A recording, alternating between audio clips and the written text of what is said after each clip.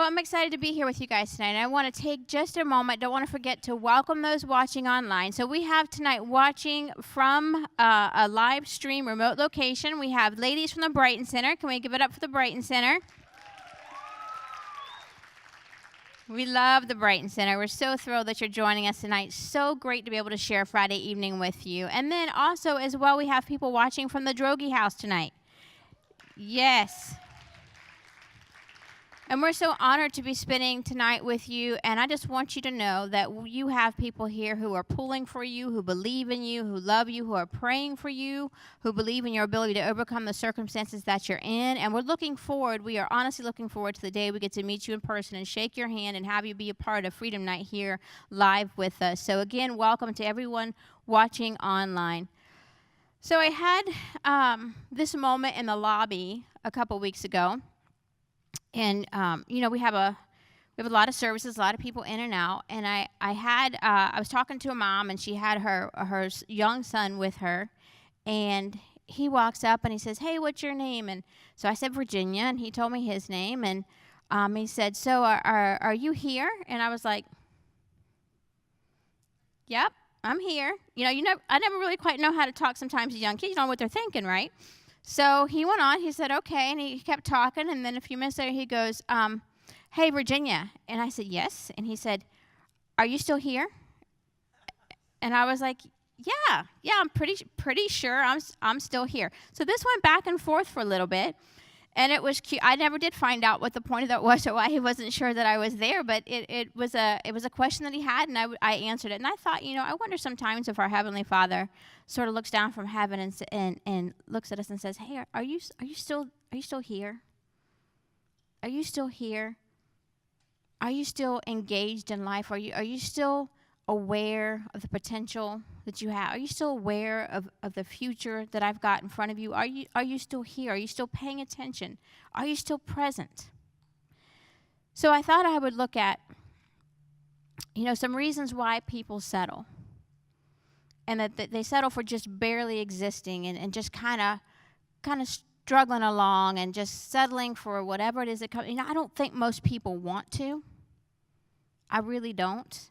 I think most people want to have purpose in their life. I think most people want to have meaning. I think most people want to know they're making a difference. I think most people want to feel that there is something that they're doing that's unique, that they can leave behind. I think most people want to know they're going into a situation or environment and making it better. And I think, though, that a lot of us end up almost sort of falling asleep and just kind of settling for whatever it is that comes our way. And if that goes on for too long, I think we can even give up hope that things can ever be better. So I want to talk about that tonight. And I'm going to talk about a story in the Bible. And so what Jesus would do, a lot of times instead of just talking to people, he would tell a story, and it would illustrate certain things. And back in that day, they called them parables. And so you could kind of look at elements of the story and relate it to your own life, is what the point was. And there's this really interesting one. And the reason it's so interesting to me is because Jesus says that you can learn something about the kingdom of heaven by this story. So when he says that I can learn something about the kingdom of heaven, that's kind of something I'm interested in. I would like to know because that's, I think about that a lot. We are here on earth, and we're really not sure sometimes what all the other spiritual parts of things, what is heaven like, what is this, what is that, what is the kingdom of heaven here on earth, how do we play that out? So I was interested in what he had to say. And this particular parable is called the parable of the talents. And so what's important to understand is that in this story that was told so long ago, a talent was a unit of money. So it didn't necessarily mean like somebody could sing well or they're good at juggling or whatever it might be. It was literally a monetary unit. And I found out, and I did not ever know this before until I started looking at and studying for teaching tonight, that one talent was actually worth, back in that day, 20 years worth of salary.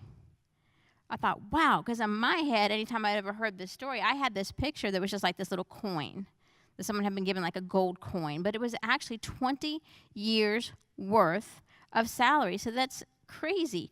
when you hear the rest of the story. So Matthew 25 tells the story, and Jesus starts out saying it like this. He says, so the kingdom of heaven is kind of like a man going on a journey who calls his servants and entrusts to them his property. So the first thing that I think about when I hear just that first sentence is that God's telling us, Jesus went back to heaven. We're here on earth. We're awaiting his coming, all those things. The Bible says the kingdom of heaven is kind of like a man went on a journey and called servants that he trusted and told them to take care of his property.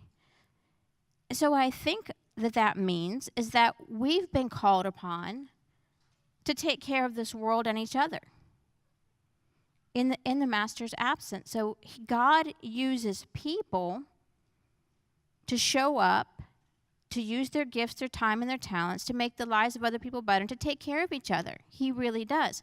So sometimes you taking a moment to listen to a friend who's in a bad way is actually sort of representing what Jesus would do in that moment. So in that time, you are becoming Jesus to that person. You are taking care of what the master would do if he were here in flesh. So that's the first thing that I thought was kind of interesting. So the story goes on to say that the master called in 3 servants, and he gave them all different amounts of talents, which, remember, is 20 years' worth of salary. So one servant he gave 10 talents to, another he gave 2, and the Bible story tells us that 1 talent was given to the 3rd servant. So we go on to read that there were pretty different reactions between the people that were given these things. One servant, the one who was given 10, immediately went off, and he doubled his money. Immediately. The servant who was given 2 also did the same thing. But the servant who was given just 1 went a little bit of a different route. So this guy, I think we can learn something from all of them, but I think for sure we can learn something from this fellow. So this guy was given 1. If you look at that and you say, well, the other guy had 2, he had twice as much, and then the 3rd had 10. You can see that doesn't quite look fair, right? You look at that and you wonder why.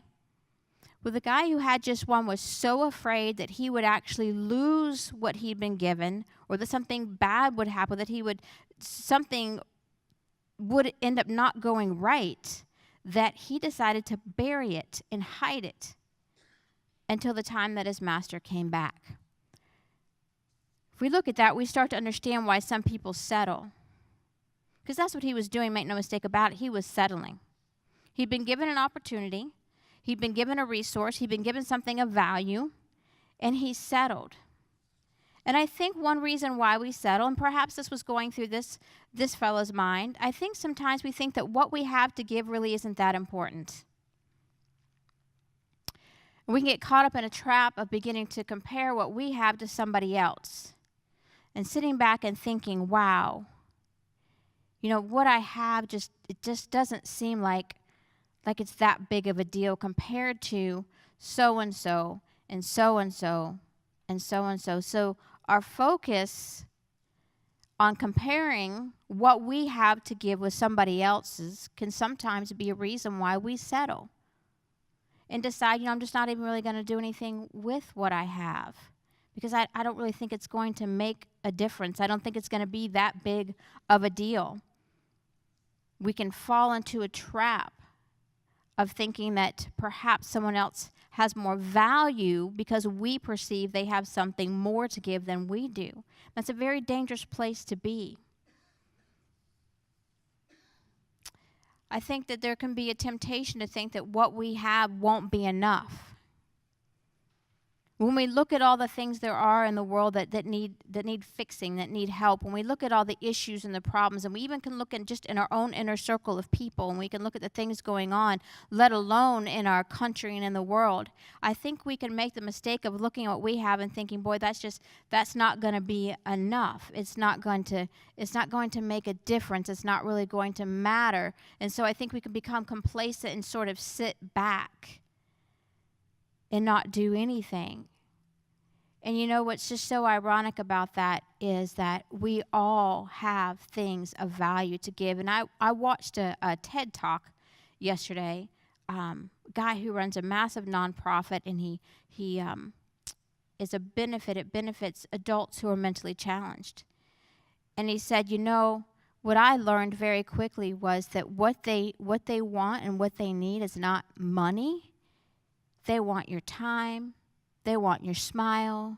They want you to look them in the eye and connect with them. They want a hug. They want you to spend the afternoon making a blanket with them. We all have things to give, and when we devalue what we have to give, we devalue the plan that God had when he gave it to us. There's this reason that he gives us the things that we have. And we can decide that, you know what, me really being friendly, or me engaging in this moment, me talking to this person that I can see is upset, me giving a friend a ride to a meeting, me doing this, me doing that, it just doesn't seem that meaningful. It doesn't seem that significant. But it can be extremely significant. And you know what I believe? I believe when we take what we have and we decide to give it, and we decide to use it, I believe that God makes sure it gets to exactly the right person, exactly the right time. And a few years ago, we were doing an outreach project, a Heart the City project, and we were doing it at the Kroger on Mall Road at the gas station there. And what we're just basically asking people, hey, can we clean your windshield for you? And just taking care of some little chores like that for people as they were coming in to get gas. And one fella who said, yeah, no, that would be great. Go ahead. And so they did. They cleaned all the windows and everything. And then he said, I feel bad. I don't have anything to give back. And all they were doing was something very simple, just cleaning the windshields. Didn't take very long. And the crew that was out there, the volunteers, said, no, don't worry about it. You know, this is on us. We just want to serve. We just want to love on you, something that we could give, hopefully, you know, help you have a better day. So a few minutes later, this guy comes back, and so the Kroger on Mall Road is right by the cupcake store there, the little cupcake. Well, he comes back with a box of cupcakes, and he finds the volunteer who washes windshield, and he's like, you know, I don't know, you know, how this would really make any difference or how this would be compensation, but the store was there, and I thought, why not? I'll just grab a dozen cupcakes, and so here they are. Thank you so much for washing my windshields and windows of my car. And the volunteer didn't want to be rude and not take them, but he honestly didn't know what he was going to do with it. They were out there for the afternoon doing this. So he said thank you, and he took it. The next car that comes along, there's an elderly lady in the car, and our volunteer says, same thing, hey, we're from Seven Hills Church, just want to bless you today. Would you like us to wash your windshield?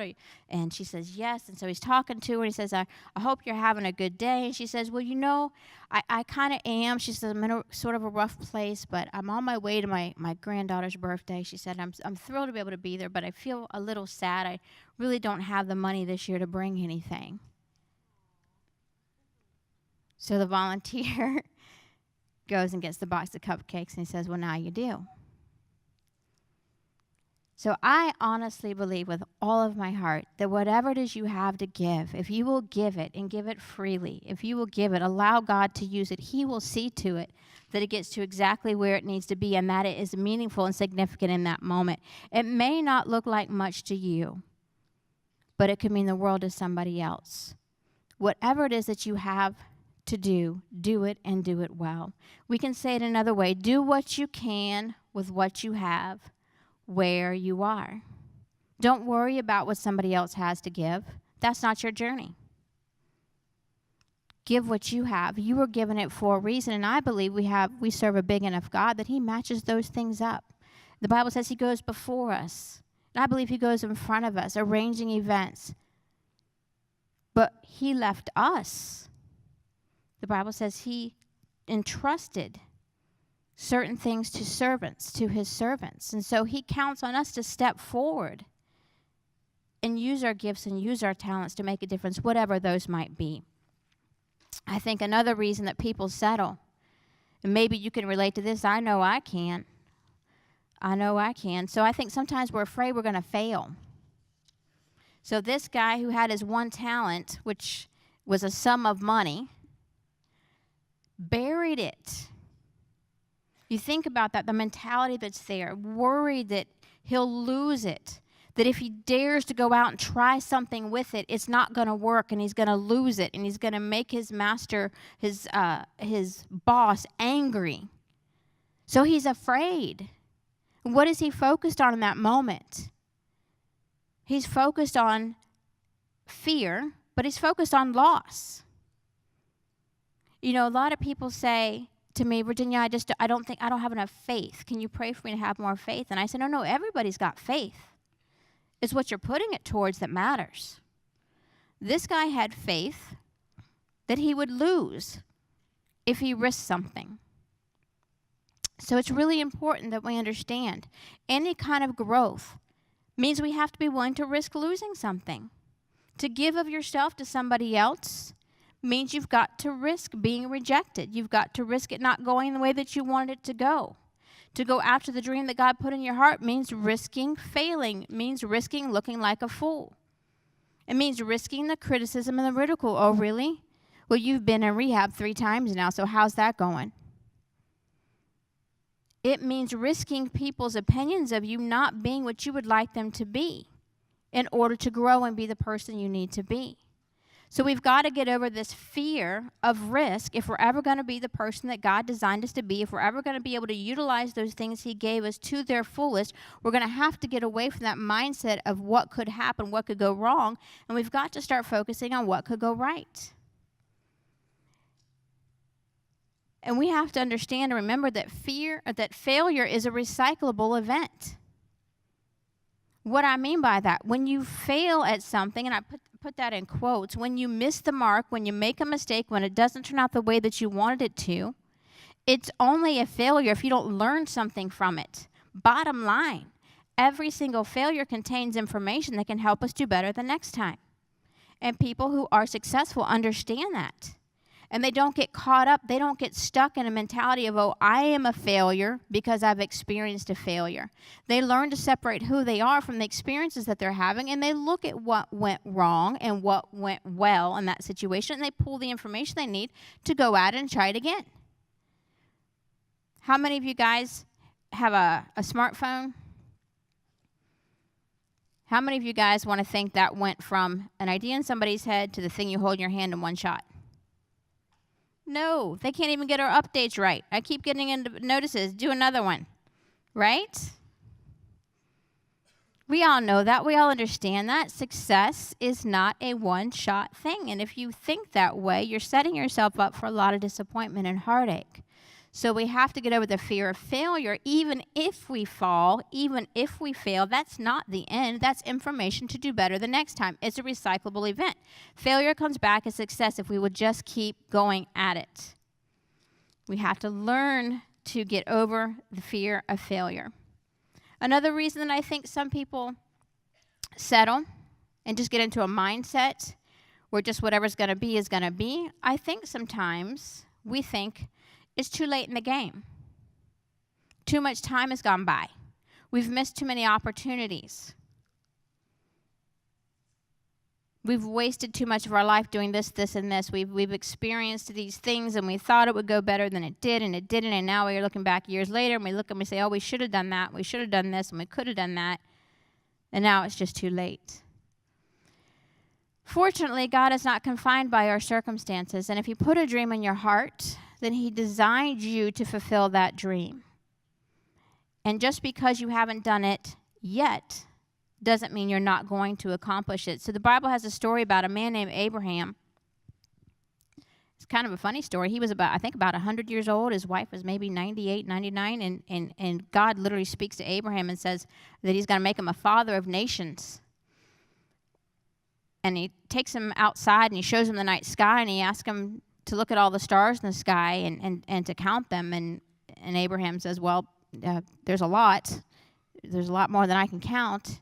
And God says, that's how many your children are going to be. That's how many descendants you're going to have. You think about that for just a moment. Abraham's 100 years old and his wife is in her late 90s. And Abraham says, okay. Okay, God. That's what you have in mind for me? I'm not going to worry about the fact that I'm really old and my wife is way past the time when people normally would have children. going to go with it. And the Bible tells us that his wife Sarah conceived and gave birth, and that was indeed the start of a very long lineage of people. Fortunately for all of us here, the God who created us is not limited by the circumstances we find ourselves in. He is a God of miracles. He's a God who parted the Red Sea. He's a God that still today does miracles. And we have got to learn to set aside any misgivings we have and go after our dream with all of our hearts, go after that thing that we know we are meant to do and meant to accomplish, whatever it might be. Whatever it might be. Don't give up on it because you think you've wasted too much time. Our God is a God of miracles.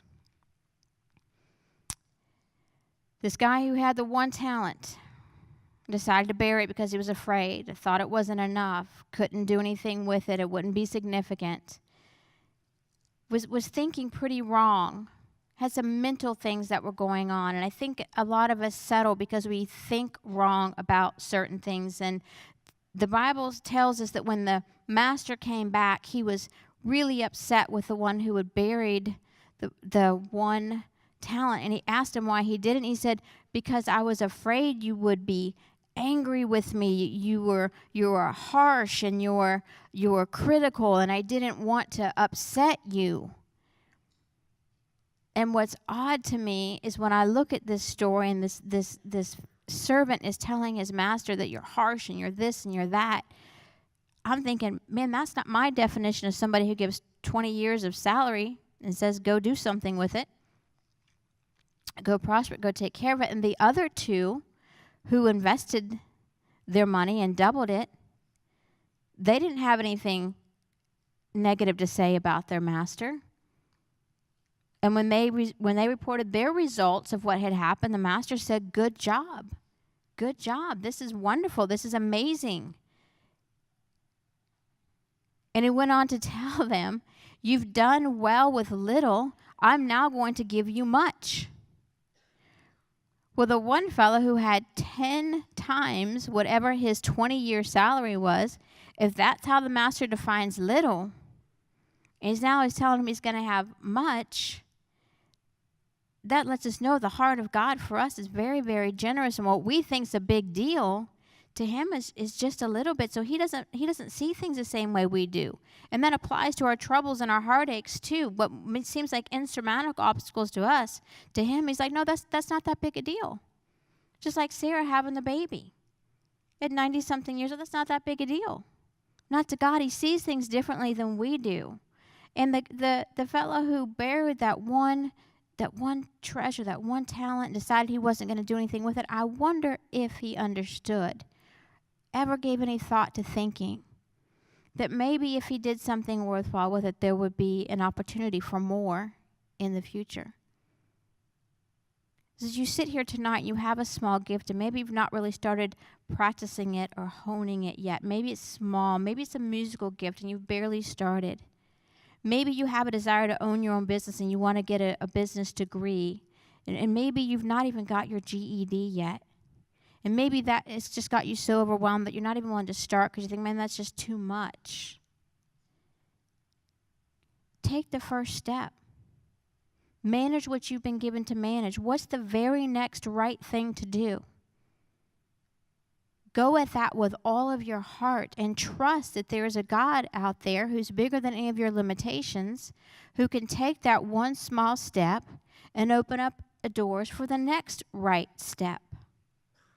We don't have to get from point A to point Z today. You just have to be willing to give everything you've got to taking the next step. And I don't know, but I think it might have made a difference if this fellow understood that if he would use what he'd been given, that he would be rewarded with more. And when the two that had doubled their money reported what they'd done, the master's reaction was the same in both those cases. He said, that's amazing, that's awesome, that's so fantastic, good job. Now I'm going to make you a manager, or I'm going to give you more to work with. So there's a process to owning our gifts and utilizing them and growing them. And we have to understand where we are today isn't where we are actually going to stay. So this guy that was thinking wrong, he was thinking that this was a harsh master. He wasn't focused on the generosity. He had some things that were going on in his head that just weren't lining up. If we look at the other two, they didn't see him as a harsh master. They were thankful for the opportunity. So I think this guy might have had a little bit of a mindset that maybe life was against him. You ever met anybody like that? Life's just against them. Life's not for them. And every little thing that goes wrong, they see, I can't get ahead. See, nothing I do works. It doesn't matter what I try. I end up being blocked. I end up being stopped. And you know what? If you want to take every hardship you encounter and use it as proof that life is against you, you can do that. But remember, the lie you believe becomes your truth. And the longer you collect proof that life is against you, the more real it's going to become for you.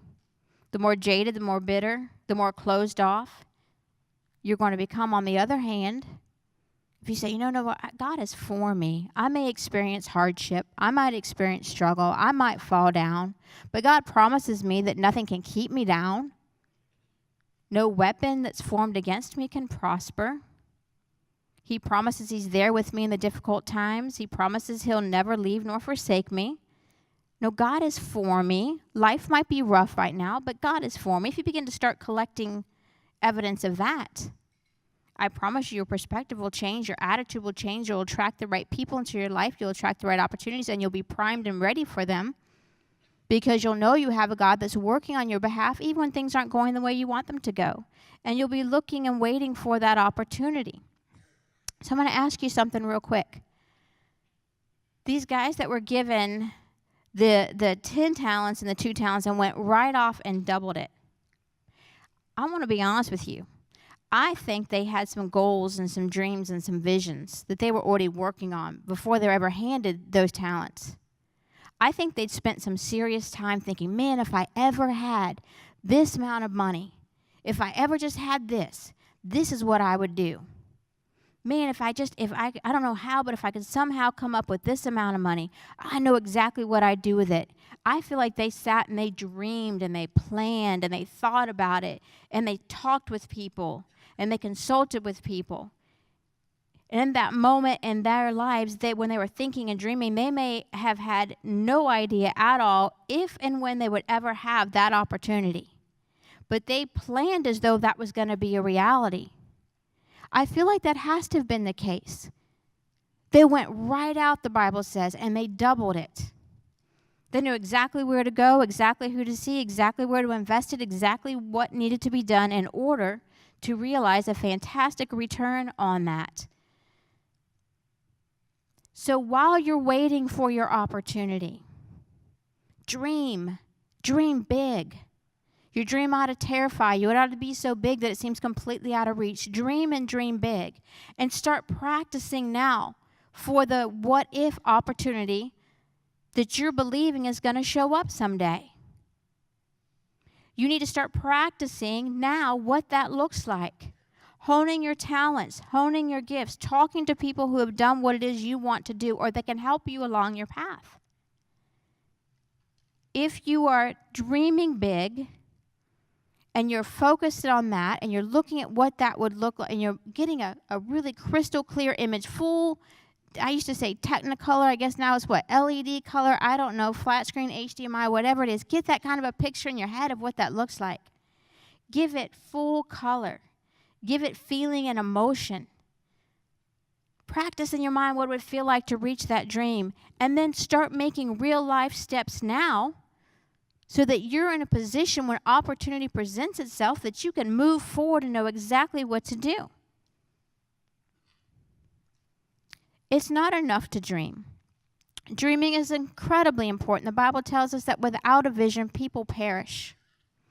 It's incredibly important, but we have to be willing to act on our dream now as though it's already come to be, long before we have proof that it is. And I believe that when God sees us taking those steps and He sees us having the faith to go ahead and practice, to go ahead and work on it now, to talk to the people we need to talk to get into connection with the people we need to get connected with, to start working on our gifts, to begin in every way we can, acting with generosity, smiling at people when you know they're down, taking the time to listen to them, working on whatever talent and ability you have. If it's to be a business owner, talk with other business owners. If it's to be a musician, Practice. Talk with other people who do it. Learn the latest techniques. If you want to be a carpenter, work on it now. Anybody here a Star Wars fan? You know who Harrison Ford is? Right? So he's been around a really long time. Indiana Jones, a lot more movies than I could possibly count, right? So do you all know he got a really late start in acting? He was almost 40 years old when he got his big break for Star Wars. And you know how he got it? Well, I'm going to tell you.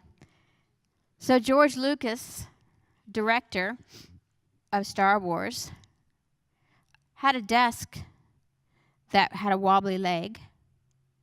And Harrison Ford just happened to be a carpenter by trade. So he had this huge dream of being an actor. But that wasn't necessarily working out so much. He had a few things here and there, nothing big. So while he was dreaming big, he was working to pay the bills that he needed to pay, to take the classes he needed to take for acting and all the different things that go along with that, honing his skill and his talent. He happens to be the carpenter that George Lucas calls while they're doing the casting for Star Wars.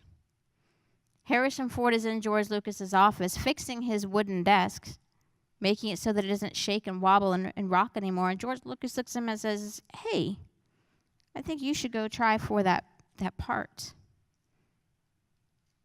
in my movie." And he got it. That's a perfect example of how we need to dream big, bigger than where we are, but do what we can with where we have. Everything in our power, everything that we can possibly do, take that next step and trust that it's going to lead to something even bigger. And if we're practiced and we're ready, when that opportunity presents itself, we'll be in a position where we can take advantage of it. There's some things that you can do and only you can do, some things that only God can do. And when you commit to doing everything you can, God will show up and do everything that He can. And the last thing I'm going to talk about now, another reason why I think some people just stall out and settle. And I hear this a lot. People tell me, "I've got this dream, I've got this thing, I've got this, and I'm just waiting for a sign from God. I'm waiting for a sign. I'm waiting for a sign that this is what I'm supposed to do. This is where I'm supposed to go. And you hear them talk about all this passion, and you can feel that it's something God has etched on their heart. It's part of who they are. It's something they deeply desire to do with everything in them. And yet they're waiting. They're paralyzed, waiting for a sign. And I think God's staring down from heaven, going, "Hey, are you here? Are you here? Are you still here?" If you're looking for a sign tonight, I want everybody to do this one. I want everybody to take a deep breath.